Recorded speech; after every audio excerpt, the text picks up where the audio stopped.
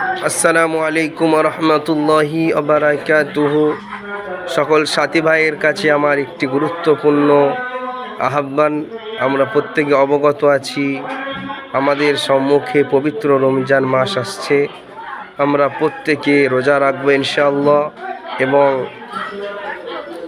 যথারীতিভাবে রোজার শেষে তারাবি আদায় করবো ইনশাআল্লাহ। এবং এই রমজান মাসে রোজা মিস না হয়ে যায়, আমরা সেরকম সুযোগ দেব না। কেন আল্লাহ রব্বুল আলামিন 11টা মাসের পরে একটি গুরুত্বপূর্ণ মাস আমাদিগকে দান করেন আমাদেরই জন্য। কেননা প্রত্যেক জিনিসের বিনিময়ে কিছু দিতে হয় ভাই। তো এই শরীর, আমরা যে সুস্থ শরীরে ওঠা বসা করছি, আল্লাহ আমাদের দান করেছেন। এই শরীরের জাকাত হিসাবে আল্লাহ আমাদের জন্য কি রেখেছেন? রোজা রেখেছেন আমাদেরই ফায়দার জন্য, যাতে করে আল্লাহর কাছে আমরা বাড়ি হয়ে যাই যে আল্লাহ এই শরীরের ট্যাক্স আমরা দিয়েছি, রোজা দিয়ে আমরা বুঝিয়ে দিয়েছি। তো আমরা প্রত্যেকে রোজা রাখবো। আসসালামু আলাইকুম।